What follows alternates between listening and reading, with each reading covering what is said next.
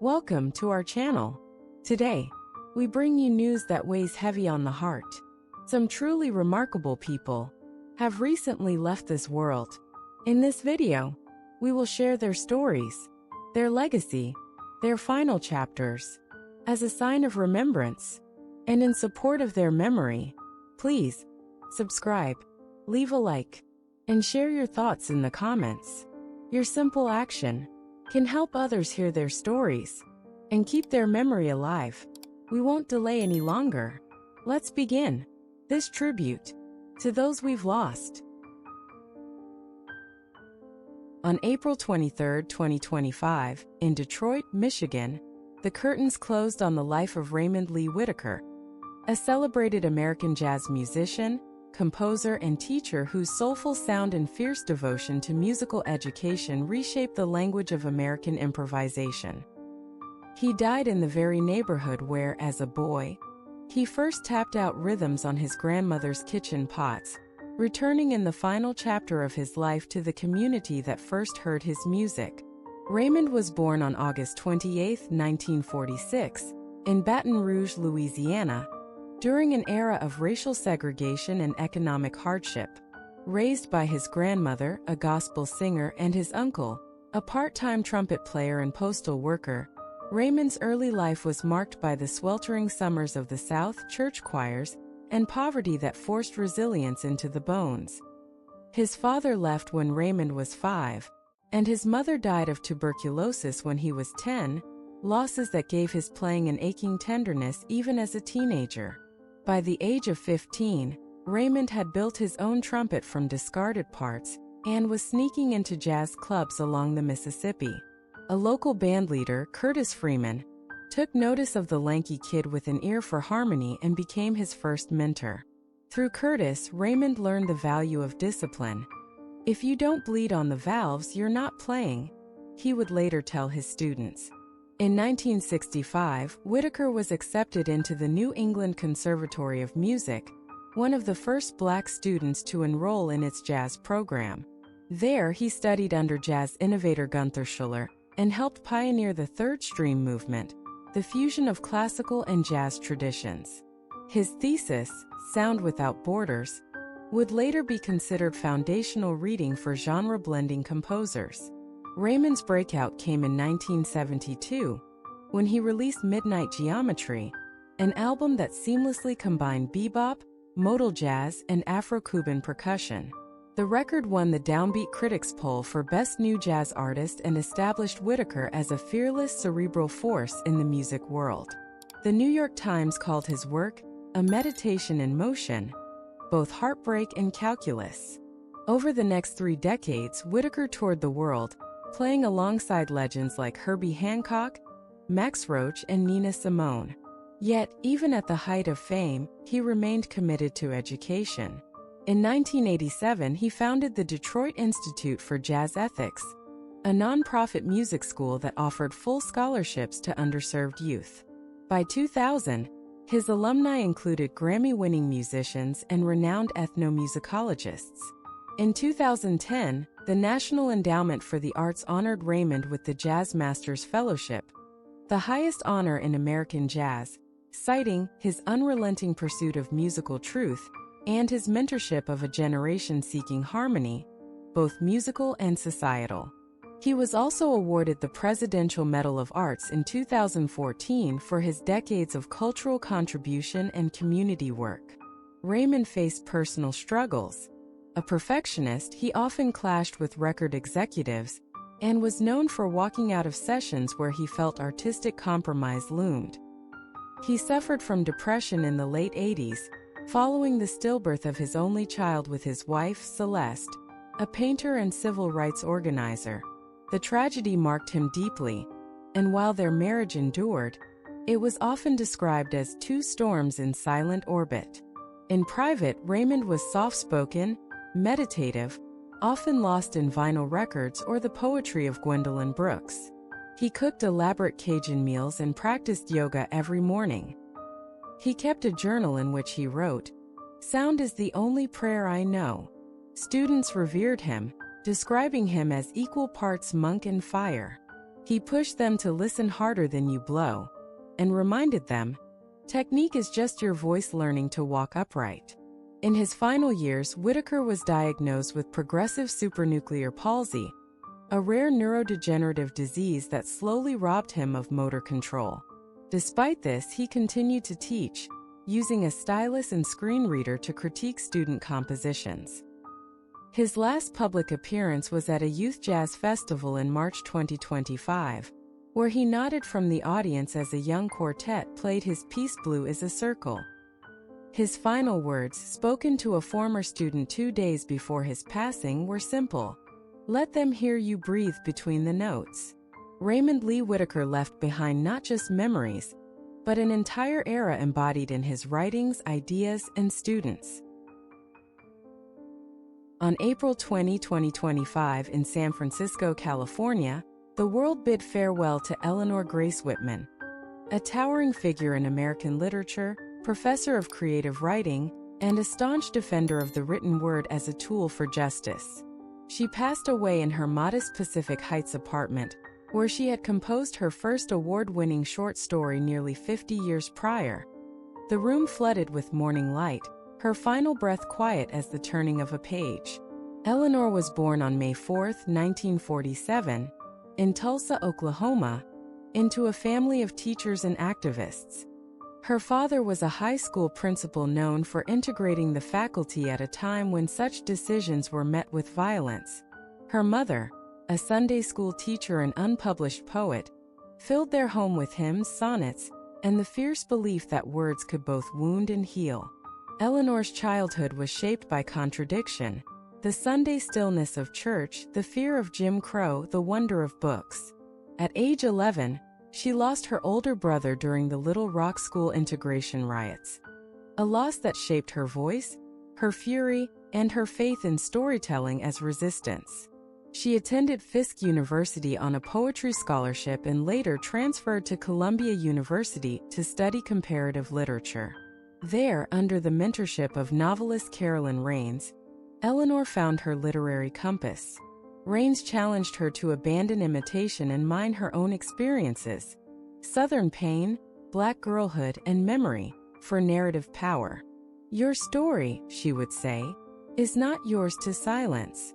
In 1973, Eleanor published her debut novel The Weight of Silk, a generational saga chronicling the migration of a Black family from Mississippi to Chicago. It was hailed by The Atlantic as a novel of breathless beauty and bone-deep sorrow. The book won the National Book Critics Circle Award, and Eleanor became the youngest Black woman at that time to receive the honor. Throughout the 80s and 90s, she published 5 more novels and a celebrated collection of essays, Ink in My Blood. But Whitman never considered herself a celebrity. She often said, "I'm not a writer who performs. I'm a performer of silence. The page is my audience." She taught at Stanford University for over 30 years, developing what became known as the Whitman structure, a nonlinear narrative framework that encouraged writers to bend time, memory, and voice. It's now a staple in graduate writing programs across the country. More than 80 of her former students became published authors. 15 went on to win national or international literary awards. Many called her the mother of modern Black narrative. In 2004, she received the PN/Faulkner Lifetime Achievement Award for expanding the syntax of American identity. In 2010, the MacArthur Foundation recognized her with a Genius Grant for her contribution to narrative form and her unwavering commitment to mentoring emerging voices from marginalized backgrounds. But Eleanor's journey was not without trials. In 1981, she suffered a nervous breakdown after a failed marriage and the commercial failure of her second book. Critics called the novel too political, and publishers pulled it from shelves. Eleanor withdrew from the public for nearly 5 years, during which she taught creative writing in correctional facilities and wrote under a pseudonym for literary zines. "These years," she later said, "saved me because I stopped performing and started breathing again." In private life, Eleanor was unassuming, fond of chamomile tea, jigsaw puzzles, and late-night calls with her sister Miriam, a retired librarian. She never remarried, had no children, but often called her students "my life's wild garden." She donated nearly all her royalties to literacy programs in rural and inner-city communities. She walked daily along the bay, always carrying a leather-bound notebook, jotting down passing lines and overheard words. She was not a protester in the traditional sense, but her pen never ceased its march. During the Ferguson protests, she wrote a widely circulated open letter titled "This Too Is America," reminding readers that the country was not broken, only unfinished. "We must narrate what they deny," she wrote. Her final interview, conducted via voice recorder just weeks before her death, ended with the words, "I've written all I could. I hope it's enough. And if it isn't, write more." In her last days, Eleanor suffered from advanced pulmonary fibrosis, yet she continued writing letters to her students, dictating notes for future essays, and annotating poetry manuscripts. Her final act was leaving a sealed envelope labeled "For the Next Voice" atop her desk, its contents unread by the time of her passing. Eleanor Grace Whitman left behind not just memories, but an entire era embodied in her writings, ideas, and students. Bryan Lee Cranston, A Study in Shadows and Spotlight. Bryan Lee Cranston was born on March 7, 1956, in the gritty warmth of Canoga Park, a sun-drenched pocket of the San Fernando Valley in Los Angeles, California. The town, though technically a neighborhood, had the mood of something in between, not quite city, not quite suburb, a place where the hum of backyard sprinklers mingled with the distant roar of freeways, and the golden smog-filtered light seemed to soften even the hardest edges. This was post-war California, hope blooming beside uncertainty, and it was here, amid stucco houses, palms rustling in lazy winds, and fading Hollywood dreams, that Bryan first opened his eyes. His father, Joseph Louis Cranston, was an actor and former amateur boxer, tall, handsome, ambitious, a man whose face could have sold cinema, yet whose dreams were perpetually one rung out of reach. Joseph walked through the house like a man rehearsing lines no one had asked him to read, his mood shifting like California weather.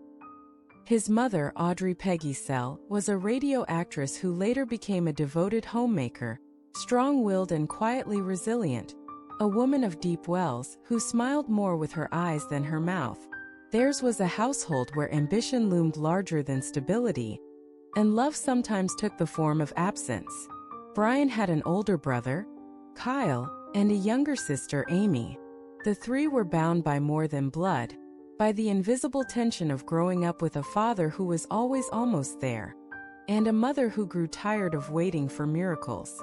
When Bryan was 11, Joseph walked out, not dramatically, but like a man who meant to come back but never really did.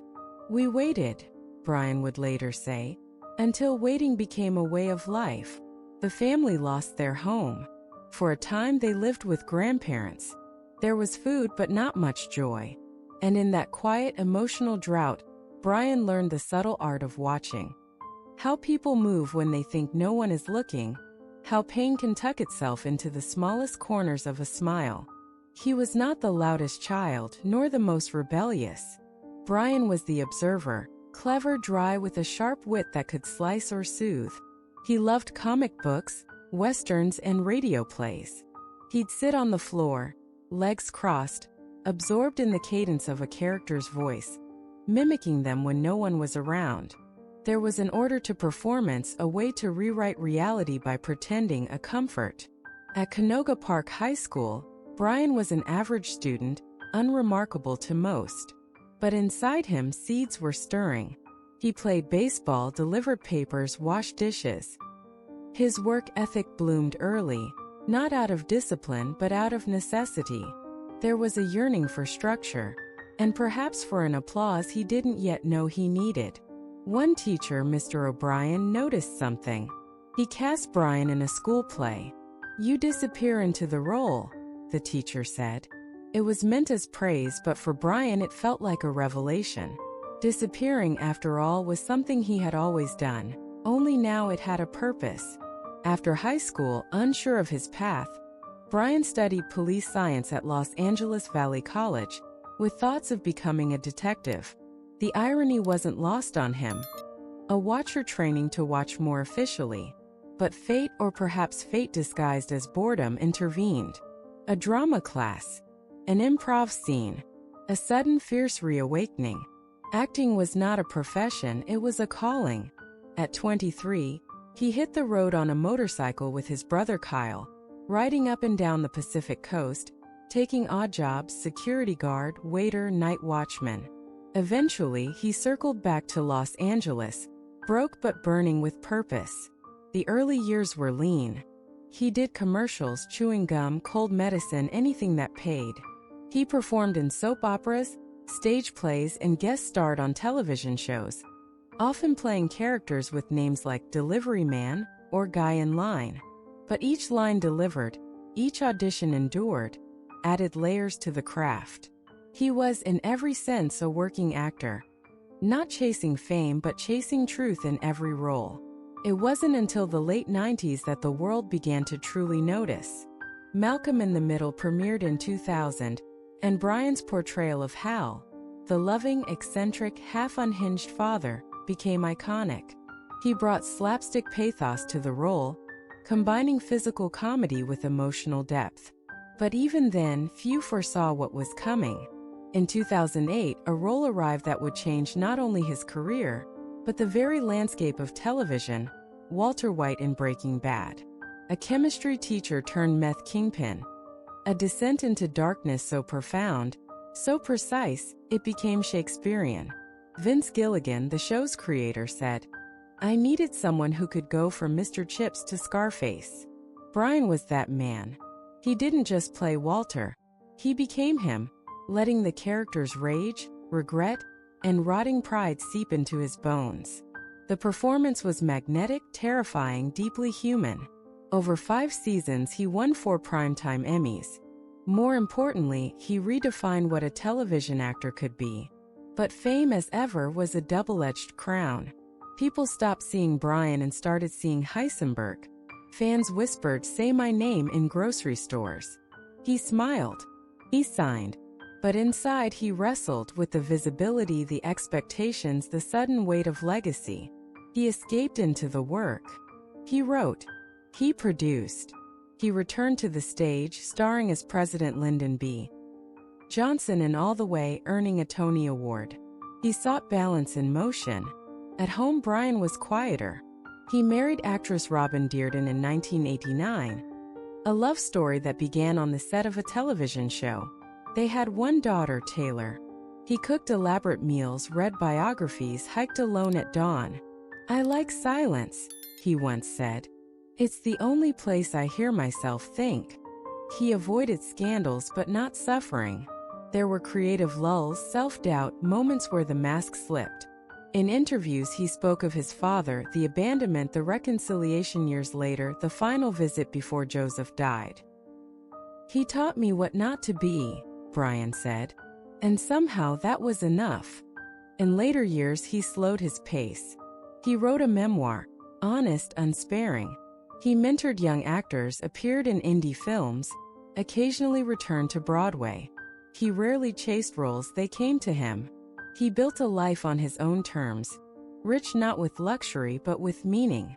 A final performance, a one-man show based on the writings of Mark Twain, brought him full circle. "I am not afraid of the end," he told the audience one night, voice steady. "I've already lived more lives than I can count." When Bryan Cranston passed quietly in his sleep, the world sighed in loss, but also in gratitude. He had become more than an actor. He was a craftsman of emotion, a steward of complexity. He gave voice to the misunderstood, form to the fractured, and dignity to the broken. He showed us that greatness isn't about perfection. It's about truth, risk, and the refusal to settle. And now his voice, steady, haunting, kind, echoes in the canon of performance, in the classrooms where young actors study his scenes, in the living rooms where Walter White still knocks. In silence, we remember him, a man who disappeared again and again, only to reveal more than we ever expected.